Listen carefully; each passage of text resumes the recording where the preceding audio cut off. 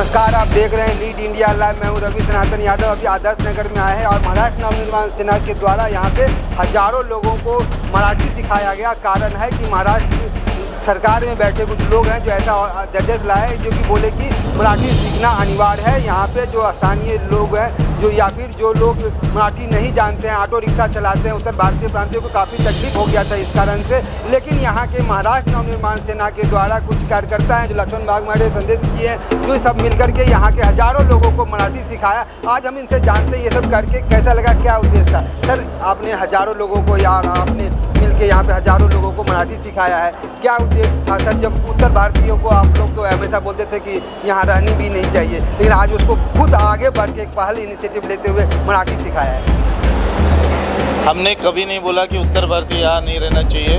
हमने हर टाइम यही बोला है कि जो यहाँ पे रहते हैं, सालों साल यहाँ पे रहते हैं, जो यहाँ पे रोज़गार पाते हैं, रोजी रोटी कमाते हैं, उनको हमारी भाषा आनी चाहिए। और वो मराठी भाषा आने के लिए हमने सबको एक क्लास दिया, एक उनको हमने अपॉर्चुनिटी दी कि हम महाराष्ट्र नवनिर्माण सेना की तरफ से हम लोग को फ्री में पढ़ाए। तो सर, क्या आपको सपोर्ट मिला इन लोगों से? कितना रिस्पांस कैसा देखने को मिला जब इन लोगों से आपने बातचीत किया, सिखाया और आपने आज सर्टिफिकेट भी बांटा? किस तरह से लोगों को देखने को मिला? अब एक तो जो जब ये सर्टिफिकेट या क्लास जो चालू हुआ तो क्लास यहाँ पे ज़्यादा किसी का था नहीं। हमने हॉल बुक किया, हमने 1 रुपया किसी से लिया नहीं, मुफ्त में ये सब पढ़ाया। और आपने तो देखा रहेगा हज़ारों की तादाद में लोग आए, रिक्शा चालक जो गरीब थे, जिनको समझ में नहीं आ रहा था हम लोग क्या करें। हमने प्रॉपर उनका एक पेपर वर्क किया और उनका सर्टिफिकेट भी बनवाया। जिनको मराठी आता नहीं था, देखिए जो 20 साल से 15 साल से रह रहे उनको थोड़ा बहुत मराठी आता है, उनको कैसा बोलना है, क्या प्रवासी जो गाड़ी में बैठते हैं उनसे बोलना आना चाहिए। और उनसे जो हमारी मराठी भाषा है वो उन जब भी प्रवासी बोलेगा और ये हिंदी में जवाब देगा, ऐसा नहीं होना चाहिए करके ये एक शासन, महाराष्ट्र शासन ने उपक्रम जारी किया था। कि सर, कुछ लोग इसमें ऐसे भी होंगे जो अथक प्रयास करने के बाद भी नहीं सीख पाया होगा, तो ऐसे लोग के लिए आपने क्या प्लान किया है, क्या सोचा है? कुछ लोग ऐसे हैं जो फेल भी हो गए, जिनको बिल्कुल नहीं आता था। उनको एक बार हमने कोशिश किया कि उनको वापस पढ़ाने का, 2-3 बार होने के बावजूद भी वो पास नहीं हो पाए, तो उनको हमने प्रैक्टिस करने बोला है। जब भी वो अच्छी तरह से मराठी पढ़ेंगे तभी उनको दिया जाएगा। सर, यहाँ पे जो बढ़ चढ़ के शुरू से मैंने देखा है कि 15-20 दिन पहले से मैंने यहाँ पे आ रहा हूँ, कई बार यहाँ पे रिपोर्टिंग भी किया है। लक्ष्मण जी काफ़ी सक्रिय तौर पे दिखे, और क्या बोलना चाहेंगे? नहीं, लक्ष्मण भाऊ वाघमोड़े हमारे महाराष्ट्र नवनिर्माण सेना के बहुत अच्छे कार्यकर्ता है और प्रभाग 61 से वो शाखाध्यक्ष करके है। वो कभी भी आप फ़ोन करेंगे, रात को करो, दिन में करो, वो उसका तुरंत जवाब देते हैं। और जवाब देते ही नहीं है, वो जिसका कुछ भी प्रॉब्लम है वो सॉल्व करके देते हैं। ऐसे एकदम तड़पदार हमारे शाखाध्यक्ष हैं। तो सर, आपको ऐसा लगता है कि भाषावाद, प्रांतवाद होनी चाहिए जब भारत एक है? भारत एक है, भाषावाद कौन करता है? अभी यहाँ के जो उत्तर भारतीय नेता है जो भाषावाद करते हैं, अभी देखिए दहीसर में एक 4 महीने पहले एक बहुत बड़ी झगड़ा हुआ। कौन थे? उत्तर भारतीय नेता थे। तो उत्तर भारतीय नेता अगर झगड़ा करने के लिए आगे आते तो मराठी सिखाने के लिए क्यों नहीं आगे आते? वो आगे आना चाहिए ना। अगर उनके लोग आज उत्तर भारतीय तकलीफ़ में है, उनको मराठी अगर किसी को बोलना नहीं आता है, तो कितने उत्तर भारतीय नेताओं ने क्लास लगाया? ये तो क्लास महाराष्ट्र नवनिर्माण सेना ने फ्री में लगाया। शायद अभी इलेक्शन ना हो, नहीं है शायद, इसलिए भी अभी कुछ लोग निकल के नहीं आए। शायद हो सकता था कि इलेक्शन होता तो कुछ लोग और भी आते, पहल करते। लेकिन ये खासतौर पर महाराष्ट्र नवनिर्माण करते हैं जो जिसमें ये आरोप लगता है कि उत्तर भारतीय के खिलाफ है। इसके बावजूद भी आपने आए और सबको सिखाया, जहाँ तक जो भी पहुँच पाए। कम से कम मैंने देखा हजारों लोगों को आपने सिखाया, तो कैसा लग रहा है सर सिखा कर?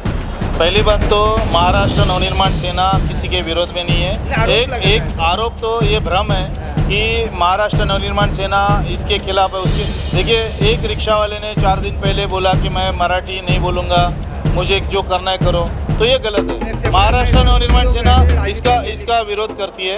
हम लोगों को सिखा रहे हैं क्योंकि ये लोग हमारे हैं, ये लोग हमसे जुड़े हैं, हम उनको सिखा रहे हैं।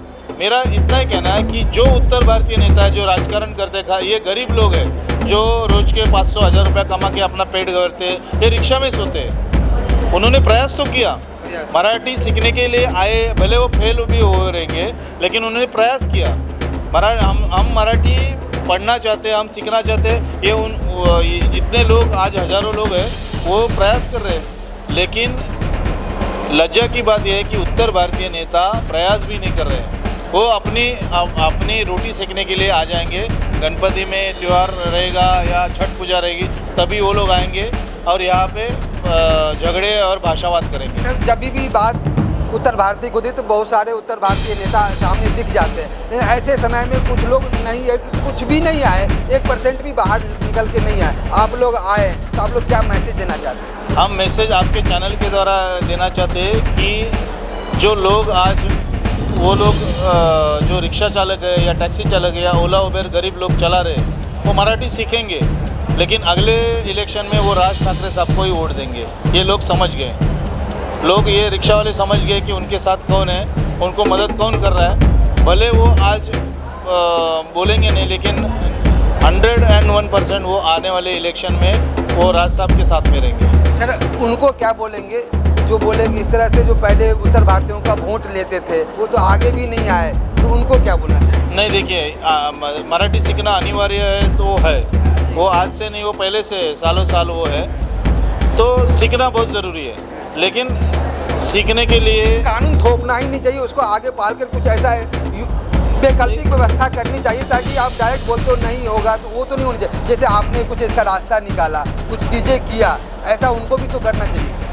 उनको करना चाहिए था। महाराष्ट्र शासन ने, परिवहन विभाग ने या और भी कुछ संस्था अच्छी थी, हम ये नहीं बोलेंगे कि नहीं किया, लेकिन रिक्शा वालों का भी ये काम था कि 20-20 साल 25 साल थे यहाँ पे रह रहे, तो उनको बोलना आना चाहिए। वो भी हम ये उनसे ये भी था कि उनको भी बोलने आनी चाहिए, जिसको आती थी वो तो पास हो गए ना, ऐसा है। तो हम आपके चैनल से सभी रिक्शा चालकों को यही मैसेज देना चाहते हैं कि आप मराठी में जितने भी लोग हैं उनसे बात करिए, मराठी भाषा का सम्मान कीजिए और महाराष्ट्र में इज्जत से रहिए, कोई आपको प्रॉब्लम नहीं करेगा। धन्यवाद।